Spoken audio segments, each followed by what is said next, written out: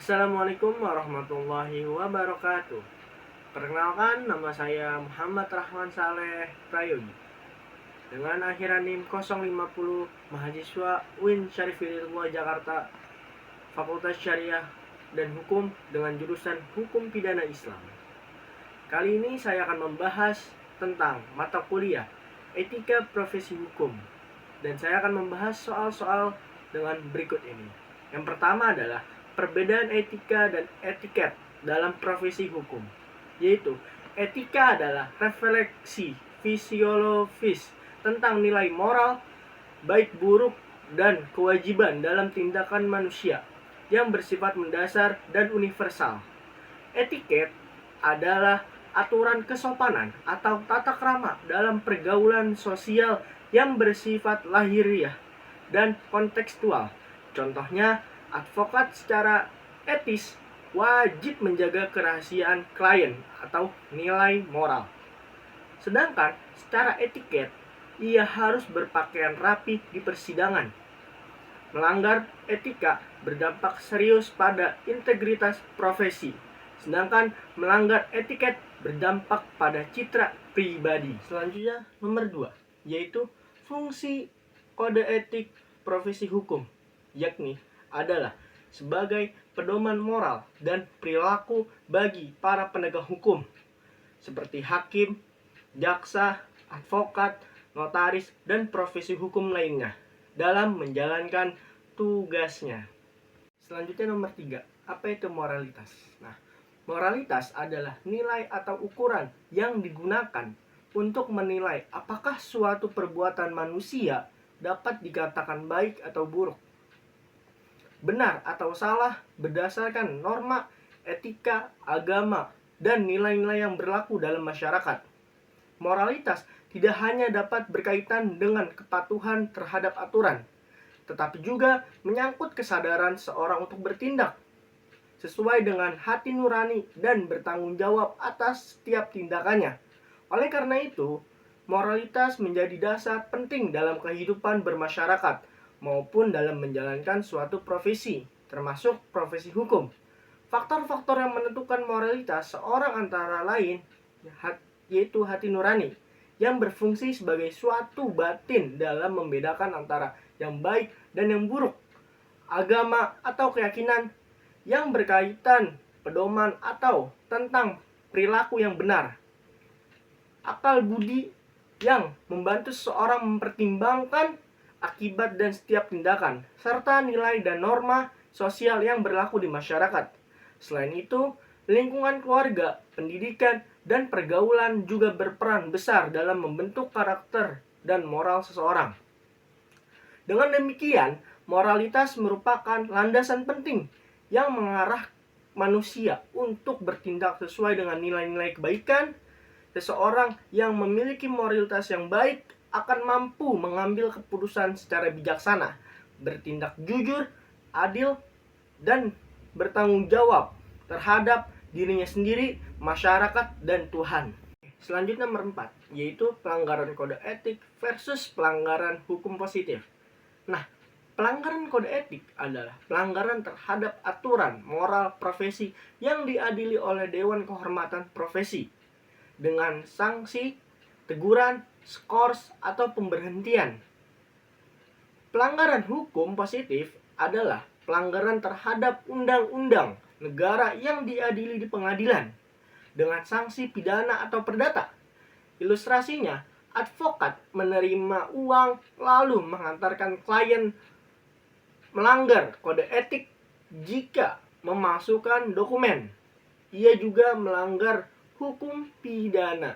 Selanjutnya nomor 5. Kenapa sampai terjadi pelanggaran kode etik profesi hukum? Nah, pelanggaran kode etik profesi hukum dapat terjadi karena beberapa faktor, baik yang berasal dari pribadi, penegak hukum, maupun dari lingkungan tempat ia bekerja. Pada dasarnya, kode etik ini dibuat untuk menjadi pedoman agar setiap profesi hukum menjalankan tugasnya secara adil, bertanggung jawab, dan profesional. Namun, dalam praktiknya masih banyak terjadi pelanggaran yang masih dapat dirugikan masyarakat. dan menurunkan kepercayaan publik terhadap lembaga penegak hukum. Salah satu penyebab utama pelanggaran kode etik adalah rendahnya integritas dan moralitas individu. Ketika seorang profesi hukum lebih mengutamakan kepentingan pribadi, kekuasaan, atau keuntungan materi daripada keadilan, ia cenderung mengabaikan nilai-nilai etika. Selain itu, lemahnya pengawasan dari organisasi profesi hukum maupun institusi tempat bekerja juga dapat membuka peluang terjadinya penyimpangan. Sanksi yang tidak tegas atau tidak memberikan efek jera semakin mendorong terulangnya pelanggaran. Oke, selanjutnya nomor 6. Realisme hukum dan positivisme hukum dalam memutus perkara. Nah, hakim positivisme hukum akan memutus perkara semata-mata berdasarkan teks undang-undang secara formal. Hakim realisme hukum akan mengali fakta-fakta sosial di luar teks hukum, mempertimbangkan akibat putusan, dan melihat hukum sebagai alat untuk mencapai keadilan sosial yang konkret. Dalam kasus perceraian, hakim realisme akan mempertimbangkan kepentingan terbaik untuk anak dan kondisi psikologis keluarga. Selanjutnya nomor 7, yaitu profesi hukum bukan profesi bebas nilai. Nah, profesi hukum tidak bebas nilai karena keputusan hukum selalu berdampak pada kehidupan manusia dan masyarakat. Hakim, jaksa, dan advokat tidak dapat bertindak seperti mesin yang menerapkan aturan secara kaku. Mereka harus menggali nilai-nilai keadilan, kehidupan yang hidup dalam masyarakat atau living law. Contohnya, dalam sengketa tanah adat, hakim harus memahami nilai-nilai budaya dan sejarah masyarakat setempat. Selanjutnya nomor 8, yaitu fungsi utama kode etik bagi organisasi profesi. Menjaga integritas profesi dengan mencegah perilaku koruptif, melindungi klien dan publik dengan memastikan layanan hukum yang bermutu, memelihara kepercayaan publik terhadap sistem hukum, memberikan panduan perilaku konkret tentang apa yang boleh dan tidak boleh dilakukan oleh anggota profesi. Oke, selanjutnya nomor 9, yaitu tanggung jawab sosial dan pro bono. Tanggung jawab sosial profesional hukum adalah kewajiban moral untuk menggunakan keahliannya bagi kepentingan masyarakat luas, terutama yang kurang mampu. Implementasi pro bono atau bantuan hukum cuma-cuma adalah bentuk nyata dari tanggung jawab ini. Beberapa kode etik mewajibkan advokat menyediakan layanan pro bono sebagai bantuan dari sumpah jabatan. Oke, selanjutnya nomor 10, yaitu etika profesi notaris, larangan, dan sanksi pelanggaran. Notaris merupakan pejabat umum yang memiliki kewenangan untuk membuat akta autentik serta memberikan kepastian hukum kepada masyarakat. Dalam menjalankan tugasnya, seorang notaris tidak hanya harus mematuhi peraturan perundang-undangan, tetapi juga wajib menaati kode etik profesi. Kode etik profesi notaris adalah seperangkat norma, aturan, dan pedoman perilaku yang mengatur sikap serta tanggung jawab notaris agar selalu bertindak jujur, mandiri, tidak memihak, menjaga martabat profesi, serta memberikan pelayanan yang profesional kepada masyarakat. Nah, penerapan kode etik bertujuan untuk menjaga kepercayaan masyarakat terhadap profesi notaris. Oleh karena itu, seorang notaris harus bekerja dengan penuh tanggung jawab, menjaga kerahasiaan isi akta dan data para pihak, serta menghindari segala bentuk tindakan yang dapat merugikan klien maupun mencemarkan nama baik profesi. Dalam menjalankan profesinya terhadap beberapa hal yang dilarang bagi notaris, diantaranya adalah melakukan perbuatan yang bertentangan dengan hukum atau norma kesusilaan, memalsukan isi akta, membuka rahasia jabatan tanpa alasan yang dibenarkan oleh hukum, melakukan promosi atau iklan secara berlebihan untuk mencari klien, menetapkan honorarium secara tidak wajar demi persaingan tidak sehat, berpihak kepada salah satu pihak dalam pembuat akta, serta menyalahgunakan jabatan untuk memperoleh keuntungan pribadi.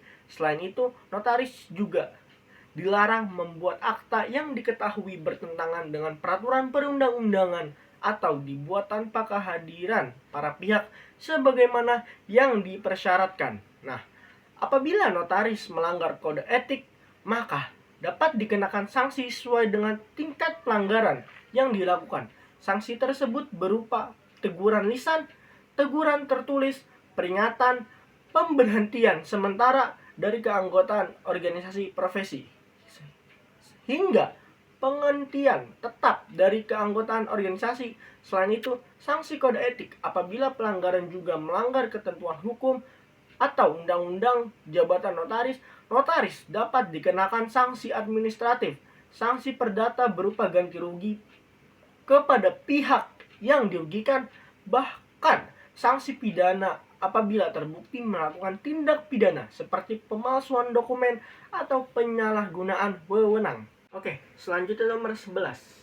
Analisis meretas WA klien berdasarkan kode etik advokat.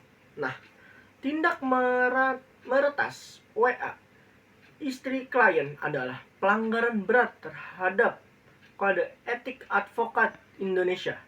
Pasal 2 menekankan advokat harus jujur. Pasal 3 huruf B menekankan advokat mengutamakan tegaknya hukum dan keadilan. Meretas adalah tindak ilegal dengan kacamata deontologis. Tindakan ilegal tidak dapat diberikan secara teologis. Cara ini merusak integritas profesi dan bukti dapat ditolak di pengadilan. Oke, selanjutnya nomor 12, yaitu merekayasa kesaksian atau pasal 7 huruf E kode etik advokat, yakni merekayasa informasi menjadi kesaksian palsu adalah pelanggaran etik pasal 7 huruf E. Secara tegas melanggar advokat mengajari atau mempengaruhi saksi dari pihak lawan dengan argumen affirm. Jika mengaruhi saksi lawan saja dilarang, maka lebih terlarang lagi untuk merekayasa kesaksian saksi sendiri. Ini juga dapat menjerumuskan saksi ke dalam sumpah palsu. Selanjutnya nomor 13, yaitu kewajiban advokat terhadap klien dan sanksi pelanggaran klien. Nah, advokat merupakan profesi yang memberikan jasa hukum kepada masyarakat, baik di dalam maupun di luar pengadilan. Dalam menjalankan profesinya, advokat wajib menjunjung tinggi hukum, keadilan, serta kode etik profesi. Salah satu kewajiban utama advokat adalah memberikan pelayanan hukum yang profesional, jujur, bertanggung jawab, dan membela kepentingan klien dengan sebaik-baiknya sesuai dengan ketentuan peraturan perundang-undangan. Nah, berdasarkan pasal 6 huruf A Undang-Undang Nomor 18 Tahun 2003 tentang advokat, seorang advokat dapat dikenai tindak pidana mengabaikan atau melantarkan kepentingan kliennya, yang mana artinya advokat wajib menjalankan kuasanya yang telah diberikan dengan sungguh-sungguh, memberikan informasi yang mengenai perkembangan perkara, hadir dalam persidangan atau proses hukum yang menjadi tanggung jawabnya, serta tidak meninggalkan penanganan perkara tanpa alasan yang sah. Advokat juga harus menjaga kerahasiaan klien dan bertindak dengan itikat baik demi kepentingan hak-hak klien. Nah, apabila advokat melantarkan kepentingan klien, maka perbuatan tersebut merupakan pelanggaran terhadap kewajiban profesinya dan dapat dikenakan sanksi disiplin. Berdasarkan Undang-Undang Advokat, sanksi dapat dijatuhkan meliputi teguran lisan, teguran tertulis, pemberhentian sementara dari profesi advokat, hingga pemberian tetap dari profesi advokat sesuai kepentingan pelanggaran yang dilakukan. Selain itu, apabila pelantaran tersebut menimbulkan kerugian bagi klien, advokat juga dapat dimintai pertanggungjawaban secara perdata, bahkan pidana apabila perbuatannya memenuhi unsur pidana. Dengan demikian, advokat memiliki tanggung jawab yang sangat besar memberikan bantuan hukum secara profesional dan bertanggung jawab. Melantarkan kepentingan klien merupakan pelanggaran serius karena dapat merugikan hak-hak klien serta menurunkan kepercayaan masyarakat terhadap profesi advokat. Oleh karena itu, setiap advokat wajib menjalankan tugasnya sesuai dengan Undang-Undang Advokat dan Kode Etik Advokat Indonesia. Oke, selanjutnya nomor 14, yaitu prinsip kerahasiaan hubungan advokat klien atau privilege communication dan pengecualiannya. Prinsip kerahasiaan hubungan advokat dengan klien merupakan salah satu prinsip penting dalam profesi advokat. Prinsip ini berarti setiap informasi, dokumen, maupun keterangan yang diperoleh advokat dari klien dalam rangkaian pemberian jasa hukum wajib dijaga kerahasiaannya. Nah, kerahasiaan tersebut bertujuan agar klien dapat menyampaikan seluruh fakta secara terbuka tanpa rasa takut bahwa informasi tersebut akan disebarluaskan dan digunakan untuk merugikan dirinya. Dengan demikian, hubungan antara advokat dan klien dibangun dasar kepercayaan profesionalisme dan tanggung jawab. Nah, kewajiban menjaga kerahasiaan ini tetap melekat pada advokat. Bahkan setelah hubungan pemberian jasa hukum berakhir, advokat tidak diperbolehkan mengutamakan rahasia klien kepada pihak lain tanpa persetujuan klien. Karena itu, hal tersebut merupakan pelanggaran terhadap kode etik profesi dan dapat mengurangi kepercayaan masyarakat terhadap profesi advokat. Selanjutnya nomor 15, yaitu batasan etis dalam promosi dan periklanan jasa hukum oleh advokat di media sosial. Nah, perkembangan media sosial telah memberikan kemudahan bagi advokat untuk memperkenalkan diri dan memberikan informasi mengenai layanan hukum kepada masyarakat. Namun, dalam melakukan promosi, advokat tetap harus mematuhi Undang-Undang Advokat dan Kode Etik Profesi Advokat di Indonesia. Nah, tujuannya adalah menjaga kehormatan, martabat, dan profesionalisme profesi hukum advokat agar tidak merubah menjadi kegiatan yang bersifat komersial semata. Nah, secara etis, advokat diperbolehkan menggunakan media sosial untuk menyampaikan informasi mengenai identitas, alamat kantor, bidang praktik, pendidikan, pengalaman, maupun edukasi hukum kepada masyarakat. Akan tetapi, promosi tersebut harus dilakukan secara wajar, jujur, dan tidak menyesatkan.